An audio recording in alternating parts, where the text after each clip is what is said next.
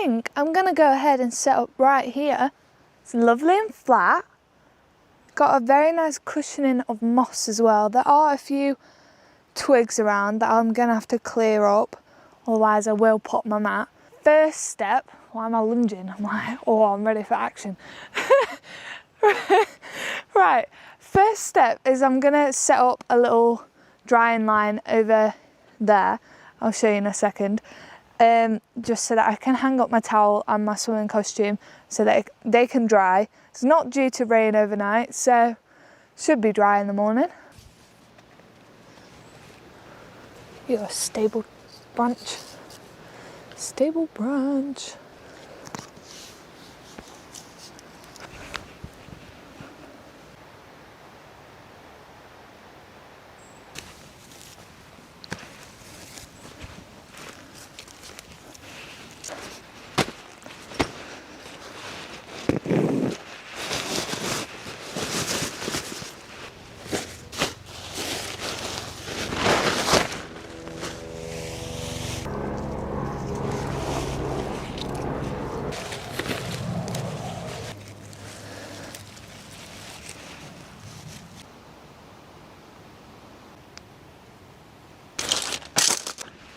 Ooh.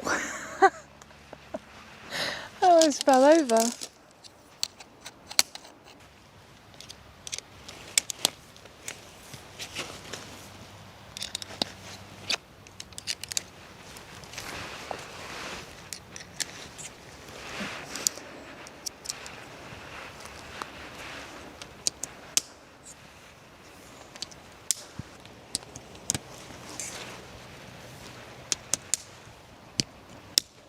Lovely.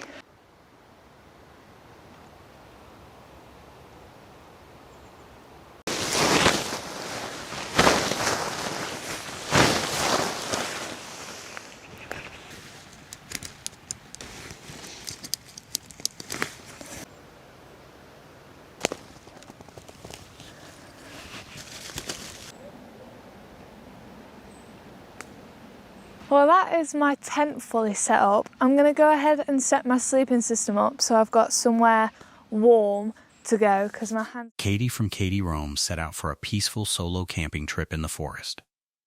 She found a quiet lake, built a bushcraft chair, and prepared for a calm night. But the forest had other plans. And smell a group of men. I can smell their cigarettes and I can hear them as well. So I'm just going to leave my camera on record for like the foreseeable future until they leave. I would be quite concerned if they came any closer. So I'm just going to leave my camera on in case, because if they come up, my camera's on, I'll be on the phone with my mum or something. I'll call my mum and just, fingers crossed they don't come, but I don't really, well, I'm out here alone. I'm building a chair. They might be harmless, but it's better safe than sorry. So if you ever are in a situation like this, put your camera on record and call someone. It's the best thing you can do. Oh, and maybe have a knife on hand. No, I'm joking about that last bit. While gathering wood, Katie froze. Cigarette smoke drifted through the trees. Then voices. Multiple of them. A group of men had appeared nearby, close enough to hear every word, close enough to smell their cigarettes. She was completely alone. Panic set in. She turned her camera on and left it recording. If something happened, there would be evidence. The cheerful camping trip had become a safety protocol. It's okay, it's okay, it's okay. Anyone solo, if there's a group of people near you have every right to be concerned, because they are quite scary. I don't know if you can hear that, but the scary men are now playing music and smoking cigarettes. Okay, if you're playing music on a speaker, loud, in a forest, which is very peaceful, and chain smoking cigarettes, you're not good vibes. If you can hear that, I'm sorry, because it's also ruining my time. I have no idea. She whispered to the camera, voice trembling, "I'm scared." "It's okay. It's okay." but her fear was obvious. Then the music started, loud, aggressive trance music blasting through speakers in a forest meant for silence. They were chain-smoking, laughing, playing music as if they owned the night. They are staying over there, probably about 50 meters away from me. They came over to say hello. They said they saw a light, which is this light. And they said hello, invited me for beers and for dinner. I said, no, thank you. Yeah, hopefully all is good. I'm sure everything will be fine. The men didn't leave. According to her, they came to her campsite, saw her light, and invited her for beers and dinner. She politely declined. They walked away, but the music didn't stop.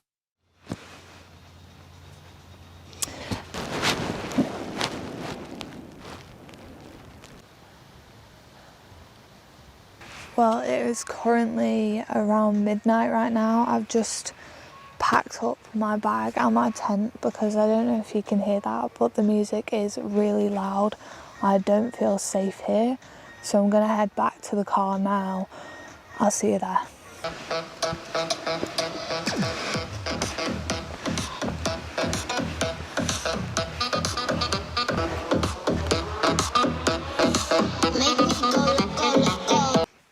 Well, I am back at the car. It is around 12:30, pushing on 1 a.m. right now. I'm really disappointed that I had to leave, but safety-wise, I'm very glad that I made the decision to leave. I do try and post 3 times a week, and things do go wrong sometimes. And I am going to show you because it is the reality of being a solo traveller or just being a solo camper and things like that. Things do go wrong and there's no support system out there. So it is okay to leave if you don't feel safe, if the energy isn't right, just leave. It's not hard, just pack up and go. By midnight, Katie made her choice. The music was still pounding. The men were still there, still awake, still too close. She packed everything in the dark and walked straight past them without a word. Head down. Silent. Gone. What started as a cozy wild camp ended in a midnight evacuation. Not because of wildlife, not because of weather. Because sometimes the most dangerous thing in the forest is other people. Her one viewer got the same feeling through her video. My nerves would absolutely wreck me when I hear just the music. You did good. Staying safe is more important. After an exhausting Christmas, a solo female camper from Camper Vibe sought silence in Daring Woods near Pluckley. She set up her hammock and prepared for a peaceful night. She had no idea she'd entered the most haunted woodland in England. After an unusually long festive break, the enforced and relentless social activity that is Christmas had taken its toll. I hit the road. 2 nights of solitude camping in the woods was what I was seeking, and I was hoping to find it here, Daring Woods.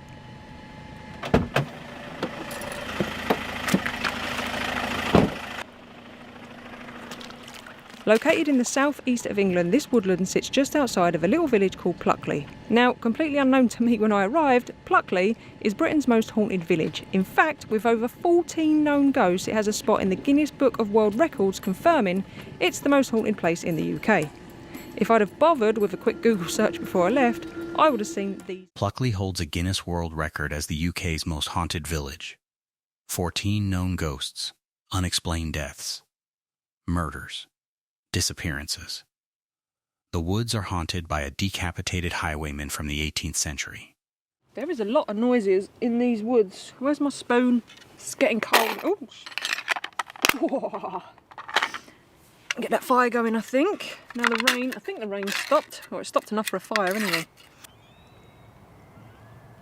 Sounds like kids screaming. That's just a train. Is it a bird or is it kids screaming? That's a bird. That's a gunshot. I don't know if you'll be able to hear a lot of this, it's pretty distant, but it sounds like kids screaming.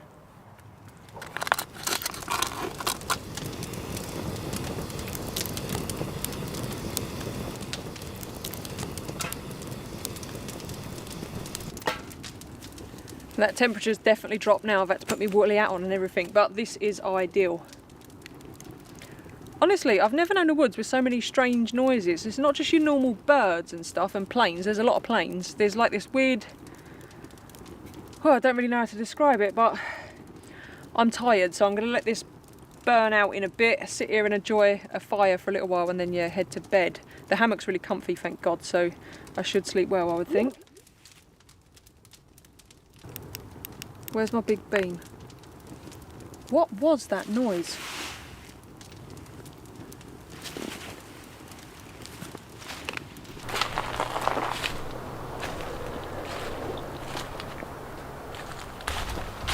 This is definitely odd.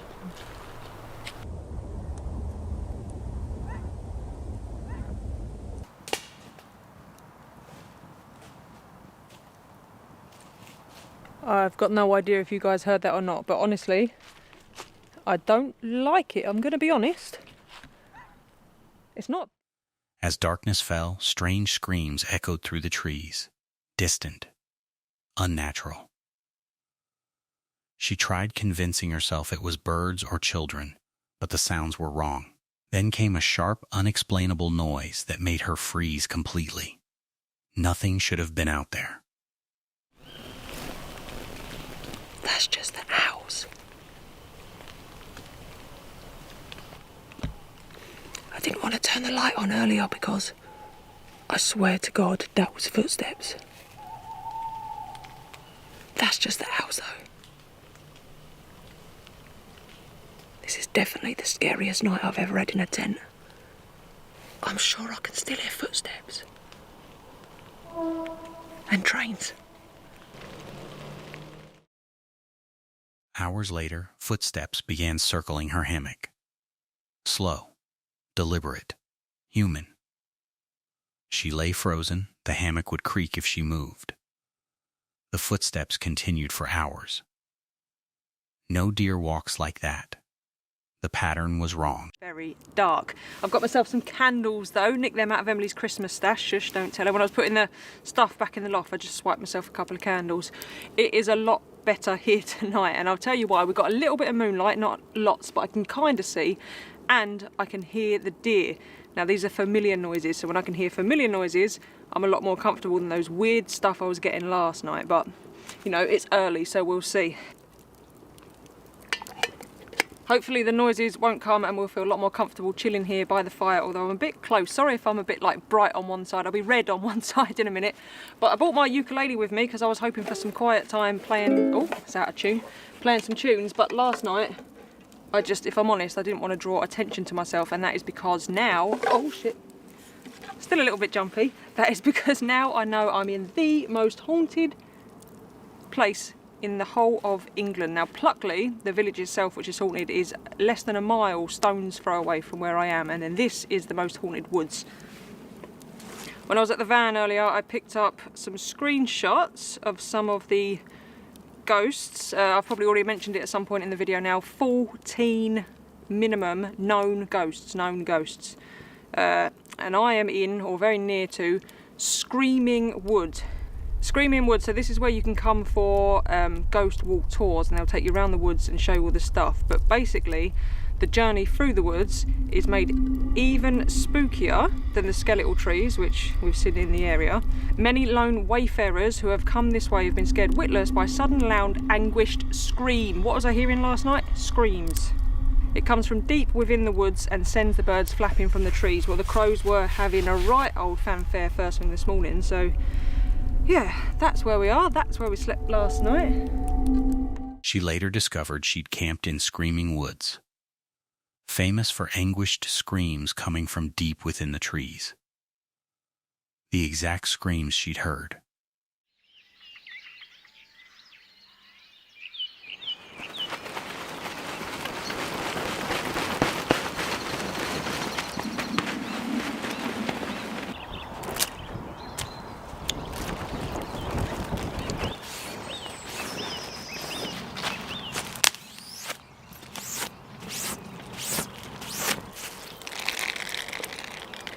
If I can get packed away dry, I'm going to be more than happy. Weather weren't too bad last night, a bit of rain, but most of this is just condensation. And I think, looking at the sky, I've probably got time. So hopefully there's nothing worse than packing away wet and then having to get it all out when you get back home. So with any luck, this weather will hold off. And I've already packed away all the big stuff and walked half of it up to the van already. Sorry I didn't bring you along, but I just, like I say, nothing worse than packing away wet.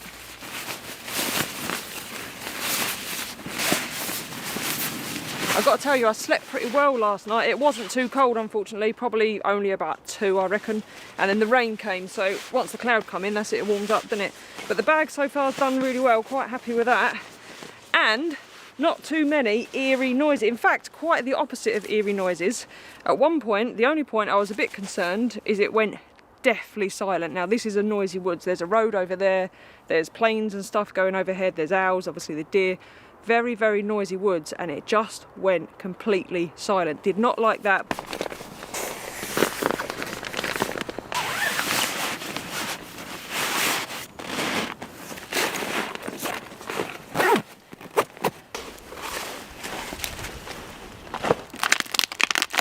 Not the most elegant of looking, but it will do.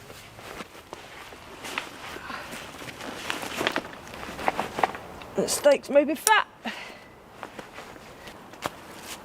I just got the 2 tarps that are left there, a bit damp, but I'm pleased because I managed to pack everything away off the ground, because obviously it picks up all the dirt and everything's dry, so I just need to hang those out and my guy lines, and that's it. Pretty impressed with that. They'll dry in no time. I just got to grab the camera as well. Oh bollocks, and I've got the tripod. On that note, this is where I'm going to leave it up because I haven't got hands for all these things. I do hope you've enjoyed camping in England's record-breaking most haunted forest. It's the most scared I've ever been camping. I've had a great time, albeit somewhat scared, but I still don't believe in ghosts. I do think there must have been an explanation for those footsteps around the tent for hours. I just can't think of one just yet. And also, what do you do in these situations? Like, I was laying there thinking, do I open the tent and have a look? Am I best to just lay silent? And the one thing with this hammock, it's noisy, so if I move, it makes a noise. So it was yeah, it was a bit dubious, but I've got a big axe and a big knife, so hopefully if anything bad happens, I can kind of, I guess they don't know what they're opening the tent to find either, so that does make a difference. Anyway, blah blah blah, waffling away. If you've enjoyed this video, please do consider hitting the subscribe button. It means the world, and I will see you soon when I'll be back. On the second night, the woods went completely silent. No planes, no owls, nothing. In a forest that's always loud, that silence felt like a warning. By morning, she left quickly, haunted by one question. What had circled her tent for hours? She had no explanation, only the memory of footsteps that shouldn't have been there. A solo truck camper from roaming Reckless ventured into the North Georgia mountains with her dog Tazzy. She had no idea she'd chosen Bigfoot country, an area with documented repeated sightings. Bigfoot country, we're camping in it right now. There have been multiple Bigfoot sightings in the area, and a lot of them have been repeat, like they come around a lot. How creepy does this look?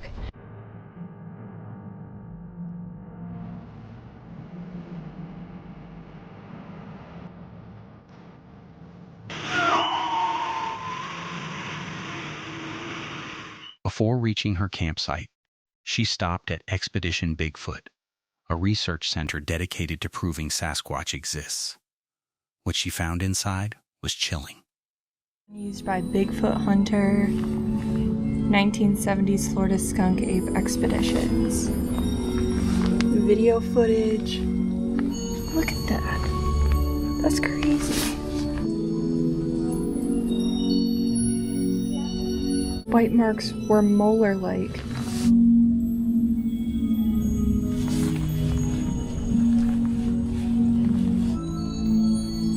There's a working research laboratory right here. Sasquatch hair DNA compared to human hair DNA. Look at that. Missing person reports. Look at all of those.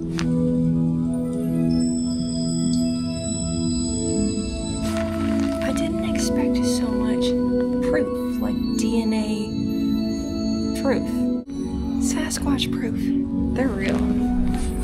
convince me otherwise.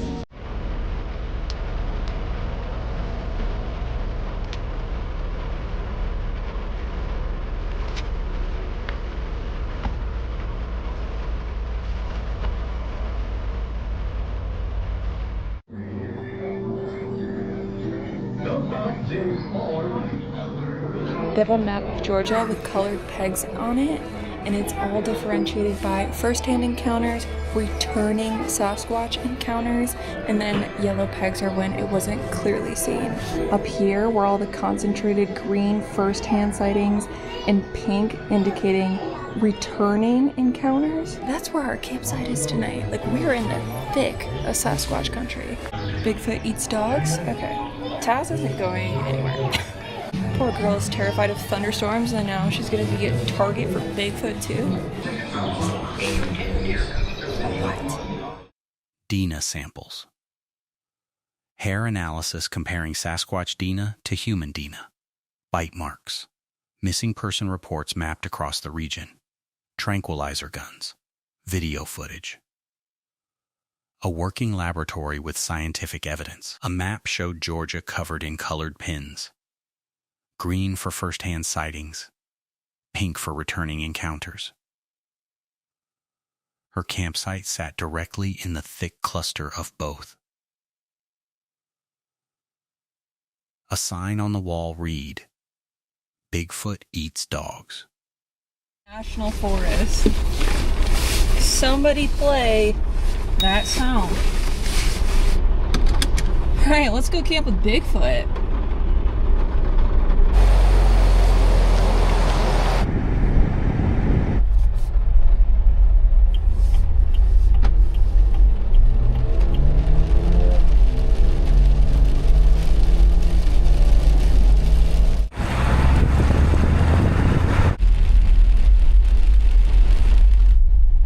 Pavement. It's really pretty country up here in North Georgia. Look at this. Rough road.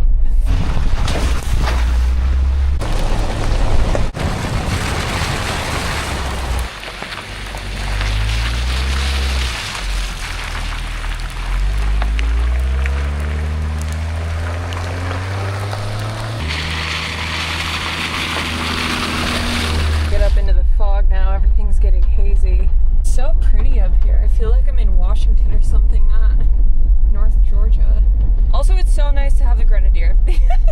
This thing is a monster, and while we're not like really off-road, this is a slippery trail and there's a ton of water running everywhere. It's muddy, it's rough in a lot of areas. Grenadier eats it up. Like, it's nothing. This is just butter.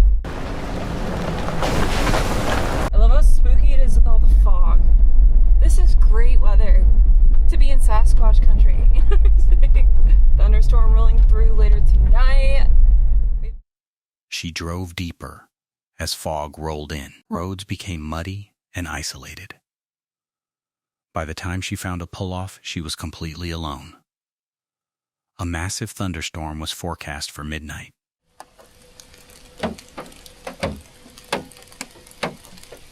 You guys, how creepy is this?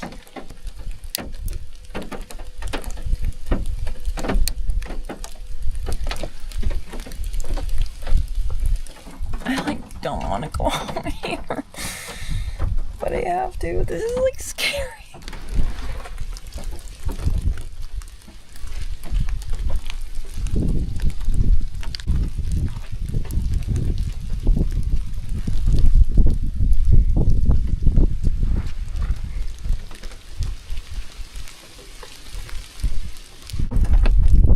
Let's go. Come on. Gotta be quick. Let's go. Come on. Come on. Go potty. Good girl. Good job, Mama. Alright, come on. Up here.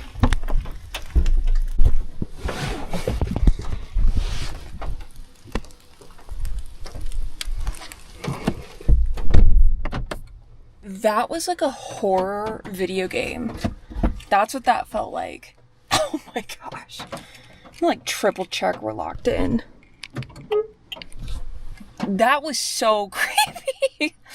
Oh, that just gave me like the heebie-jeebies. The thick fog, the rain, you can barely see. This is 1,000,000% Bigfoot country. I don't care what anybody says.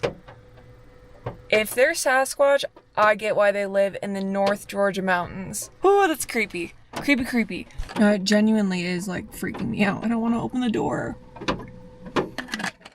Just before midnight, she took her dog outside during a brief rain break. The fog was suffocating.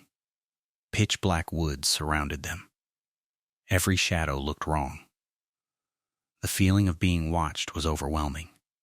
She triple-checked the locks when she got back inside. Yeah, but way less freaky during the day. And let me tell you. Hi, baby girl. Mama, go potty. It's not hangout time, it's go potty time. Taz made it through the night, obviously. She's doing great. Look at her, she's so freaking happy. Yeah, Mom. Yeah. What are you doing? Tail's wagging, she's living her best life. It's like it never happened. That thunder shirt was really helpful though. Like, it doesn't take away the anxiety entirely, but I could tell it was lessened for sure. She was doing better than she would have without it. The thunder got super bad around like 3 in the morning and it woke me up a couple of times. But other than that, I don't think anything will ever top that Mississippi storm that we were in, where there was lightning every other second and that boom that was like so jolting. Yeah, nothing will ever top that storm from now on. I feel like all thunderstorms are just gonna... By morning, she'd survived without incident.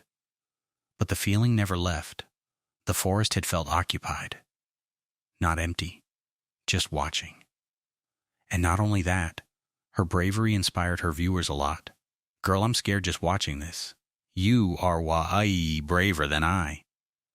A solo female van lifer from Nomadic Introvert found an empty parking lot on Labor Day weekend. It seemed safe, populated area, broad daylight. She parked by a bush and prepared for a nap after her morning run. Don't take all my pillows off of my bed. I just put one pillow down, I cracked the window to get that nice little breeze, and I left my curtains open so that I can see out of my front windshield in the event that I feel like something is up. So, thinking nothing of it, I lay down to take a nap. Following her usual routine, she cracked the window slightly and left her front curtains open so she could see through the windshield if something felt wrong. Everything seemed peaceful. She lay down to rest. Something told me to get up. It wasn't because I heard a noise or anything. It was just like a gut feeling, like, get up, look outside. And that's what I did. And when I looked outside, I saw a white male approaching my van, headed straight towards my passenger side, and proceeded to walk around the back of my van and towards the driver's side door. And as he slowly approached the driver's side door, I hopped back, I shut the side window, I hopped in the front, I locked the additional driver's side lock just in time. No sooner after I locked it, he grabbed the driver's side handle and began to violently shake it, trying to open my door.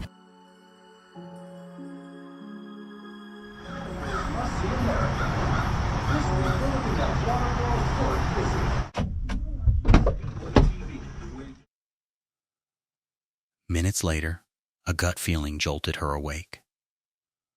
Through the windshield, she saw a white male walking directly toward her van. He circled around back and approached the driver's side. She slammed the window shut, jumped to the front, and locked the interior deadbolt, just in time. He grabbed the handle and violently shook the door, trying to force it open. Let's talk about what happened after the guy attempted to break into my van. I left you guys with a cliffhanger at the beginning of the video by leaving off where he was violently shaking my driver's side door handle. So what happened next? After I locked the interior lock, literally when I locked it and backed up, he grabbed the handle and started to try to open my door. Now, were my doors locked? I can't tell you, fam. That's the first mistake. I always lock my door when I park, whether I'm in a place where I know the area or whether I'm in a place where I don't know the area. The first thing I do when I cut my engine is lock the door.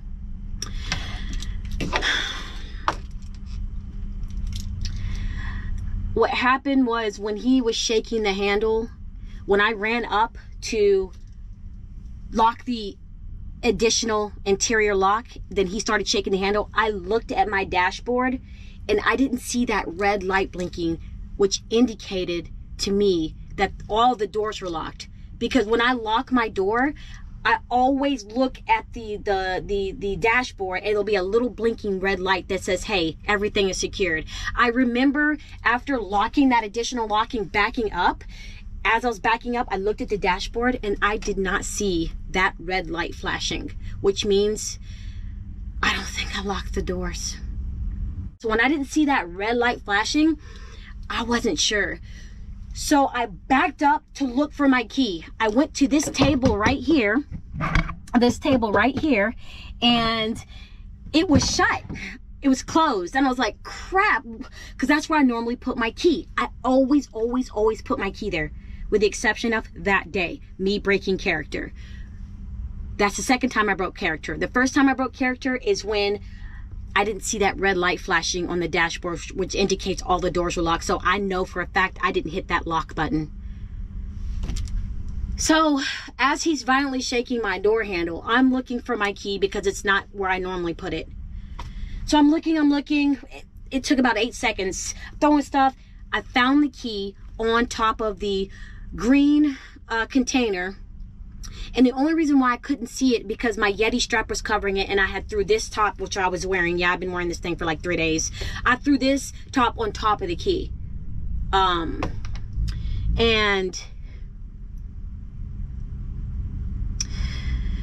it just, so when I grabbed the key, finally found it, I grabbed the key.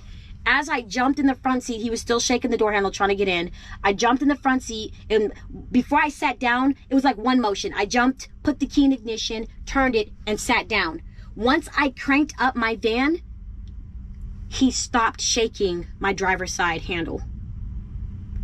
Which means he didn't know I was in here, which blows my mind. How do you not know I'm not in here when you walked up, when you were coming up on this side window, I slammed it shut. You didn't hear it, right? So it stopped. I put my van in drive and I took off. I didn't have to worry about anything falling because I always prepare my van in such a way where if I pull off, I don't have to worry. I have my cushion up here still and one cushion here and the pillow down there. Other than that, that's all I had out. But as I was leaving the parking lot, and I made a right up out of the parking lot, I looked around and I didn't see that guy. He must have took off running. And what stood out to me the most about him is when I saw him approaching the my van through my windshield window, because I do have it covered, but there's that little U shape that's cut out by the rear view mirror that you can see out. He just had this cold look in his eyes, like he wasn't all there. Like, I can't describe it. He just looked like he was just not there. He looked really cold, and he was really fixated and focused on my van.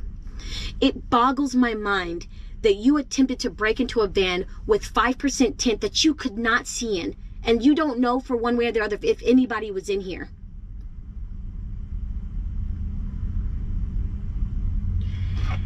And I've just been really just torn up about how I put my life in danger by breaking character. And what happened was I broke character because when I pulled into the parking lot and I found my spot where I wanted, I went live on Patreon and I talked to my Patreons on live. And I remember having my van on to keep the AC going so my phone didn't get hot. Her fatal mistake, she hadn't locked the main doors. The van was completely unlocked. While he shook the handle, she frantically searched for her misplaced key. 8 seconds of panic before she found it and started the engine. He had cold, empty eyes, completely fixated on her van. He tried breaking into a vehicle, but somehow situation got resolved. And the man give up? The door was not opening. It was a deadbolt right through my door. You're not opening it. You can violently shake. It's not opening. That was God, because had I just slammed, I keep playing in my head, what if I would have just shut the window and went to find my key? And the time it would have took me to find the key, he would have opened that door and he would have been in this van. So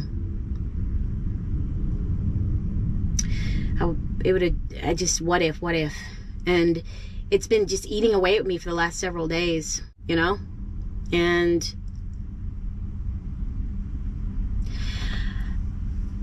it's just like God is always with me. Always with me. Even when I slip and fall behind on my readings and fall behind on reading the Bible, he has never let me down. He's like, I'm still here. I'm still here.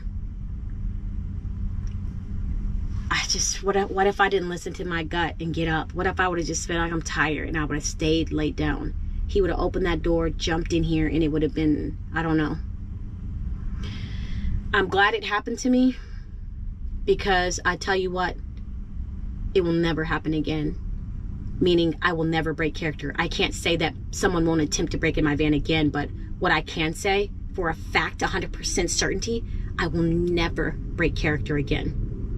I will never park in an empty parking lot by myself, especially if I don't know the area. And even if I do, I'm not doing it. I will always put my key where I normally put it and never put it somewhere different. And I will always, the first thing I will do before when I shut my van off, is always lock the door. I did it. I always locked the door, except that one day. But God was working through me, because I tell you what, I slammed that window and jumped right up there and hit that lock and locked it. Oh my gosh, I just feel it like here and in my gut. You just let this be a lesson. Even if you don't live in a van and you live in sticks and bricks, male or woman, young, old, whatever, always lock your door. Even if you just pull up to a grocery store and you just need a minute to get your stuff together, or need a minute to get your grocery list, or you pull up to your house, you just need a minute to decompress from work before you go in anywhere. Make sure your doors are locked, because all it takes is a split second for someone to open that door. And then you're in the fight of your life. So I'm going to make some fried. If she'd gone for her key first instead of locking that deadbolt, he would have opened the door in those 8 seconds. One instinct saved her life. One mistake in broad daylight nearly cost her everything. Lisa from Keepin' It Wheel 306, a solo van lifer who is paralyzed from the chest down, was camping on Crown land along a river. She'd spent 2 uneventful nights there. Around midnight on the 3rd night, everything changed. Just after midnight, I'm in my camper van, and I just had the biggest fright I've had in 4 years of van life. I'd gone to sleep around 11 o'clock, and I hadn't really fallen into deep sleep, and I heard this bang on the front of my vehicle, and then I could feel that my vehicle was being pushed. And I am just camping out on Crown land right along a river.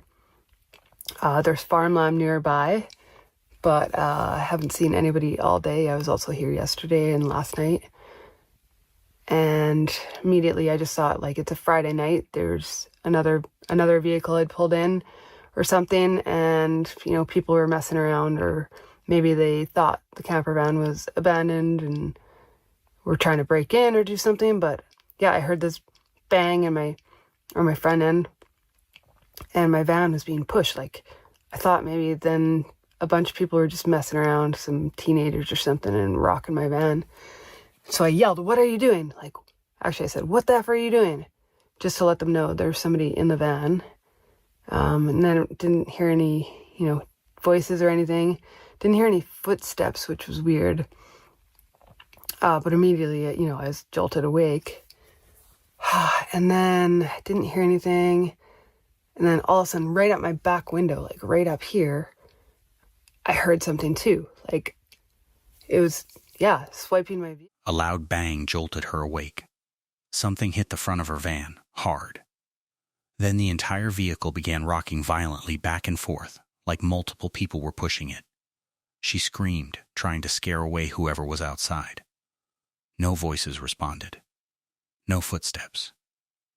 Just another bang, this time right at her back window, inches from her head. Rocking back and forth, and next thing I'm thinking is, oh, there's at least two people, because yeah, it was really rocking a lot.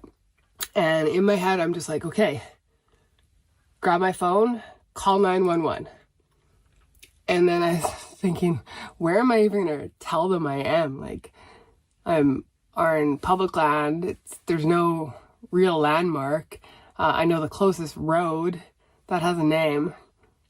So that's all going through my mind. And so I'm still sitting up and listening. Then I grab my keys, which are always right by me, and just double clicked to make sure that everything was locked. I knew I was locked, but I just wanted to make sure my van was locked. And so I double clicked it also because it makes a little beep. And I thought that would, again, give people an indication that there's somebody in here. And so I'm sitting there just thinking, what should I do? Should I actually go ahead and call 911? And I was about to do that, and then bang, there was a bang right by my head at this window. And it was so weird because I didn't hear voices or anything. I thought for sure if there were multiple people out there, they'd be talking, or I'd hear footsteps and whatnot. And there was a scuffle too. It felt very clumsy, the banging. And it's absolutely pitch black out. But I go over here and pull down my window covering. I don't see anything. It's just pitch black out there. I am really grateful that I have windows all surrounding my van. That's one of the reasons, was for safety. I love the natural light, but also to be able to check my surroundings when I'm up in my bed. So that all happens, and I'm starting to wonder, maybe it's not humans trying to kidnap and traffic me. That's still where my head was, but I'm like, okay, something isn't quite adding up to that, because they could have smashed my window, broken in already at this point. I started looking out. I can look out this window too. I didn't see anything. It was just pitch black out. I tried to shine my flashlight out, but you just couldn't see anything. And so at that point, I'm like, okay, I'm gonna get... She grabbed her keys and phone, double-clicked the locks, and pulled down the window covering to look outside. Pitch black. She couldn't see anything. The banging continued, clumsy, chaotic. Relentless, her mind raced. Break in? Kidnappers? She prepared to call 911, but realized she couldn't even describe her location, just public land with no landmarks. Obviously, a bit more time to move around, so that's where my head was at. Okay, it's I'm gonna take this extra time and move into my wheelchair. I do have self-defense things up in my bed area, so I had those close to me. But I decided, next I'm gonna get into the living area, get to the driver's area, and see what else is happening in front of my van. So because I'm paralyzed, it definitely adds another layer of vulnerability to this situation, or any situation where I'm feeling afraid and have to react quickly. So even just scooting to the bed, it takes more effort, more time. Just getting to the edge of the bed here. You can tell also, I've been coming out with a cold, not having a good sleep last night, probably didn't help that. So once I'm at the edge of my bed, I just go directly into my wheelchair.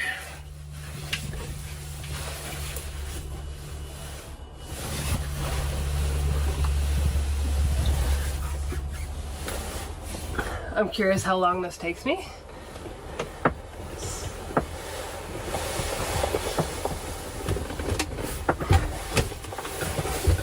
So to get up to my bed, I've got this bench that's actually an elevator, but to get into my wheelchair back down, I just go directly in. It saves a couple of transfers and I don't have to use the elevator.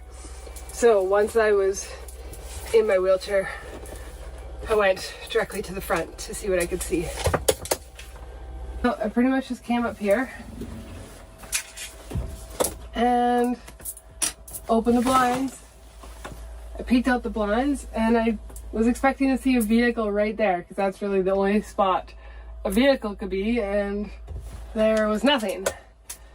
And so at that point, I think I started to realize, like, it was in the back of my mind, but I think at that point when I didn't see a vehicle or any people or anything, it started to sink in that it probably wasn't humans trying to get me, and it was probably an animal trying to get into my van.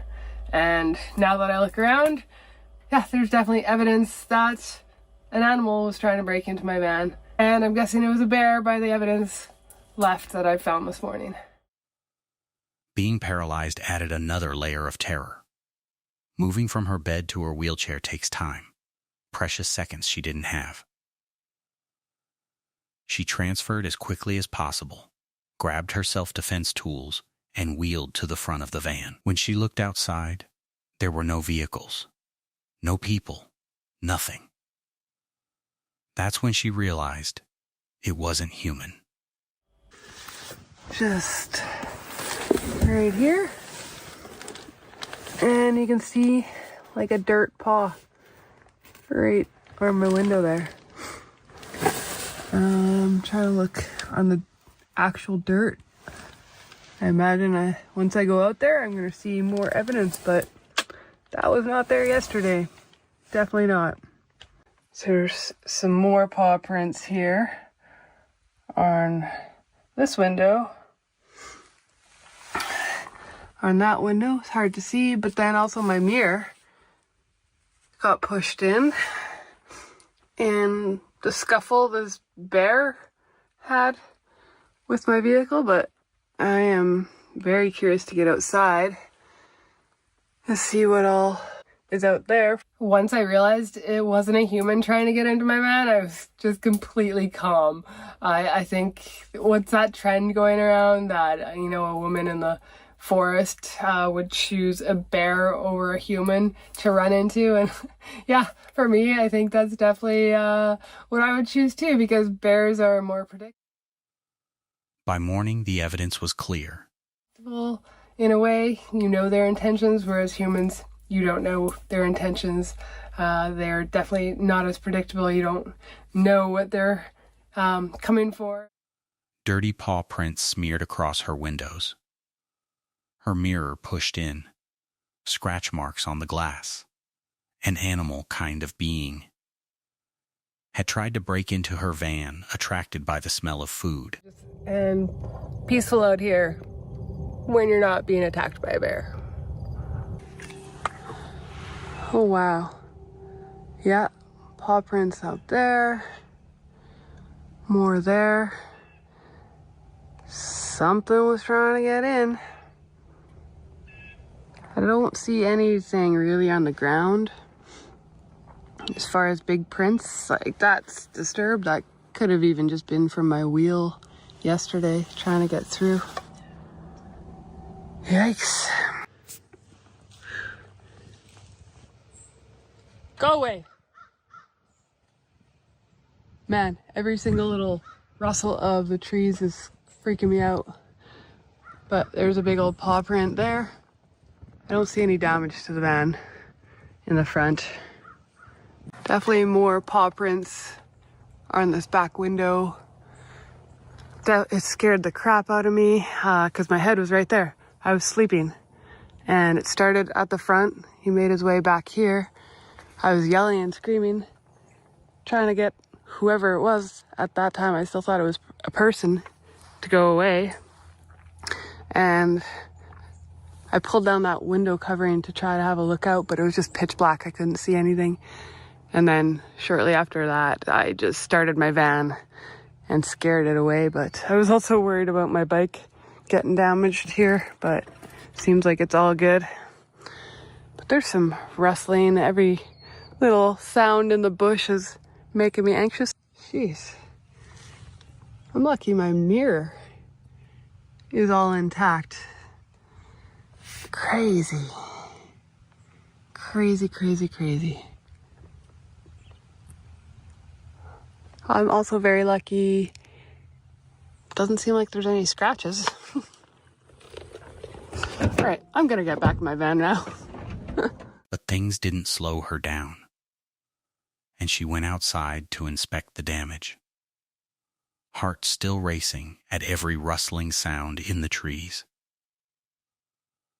Paw prints on the front windshield, the back window where her head had been. The strange being had circled her van, testing every window, trying to get inside. She was alone, paralyzed, in the wilderness. And something had spent the night trying to break in. While watching her scary, people with same fear came out. I think the world is getting too dangerous for this kind of lifestyle. It's sad and unfortunate, but true.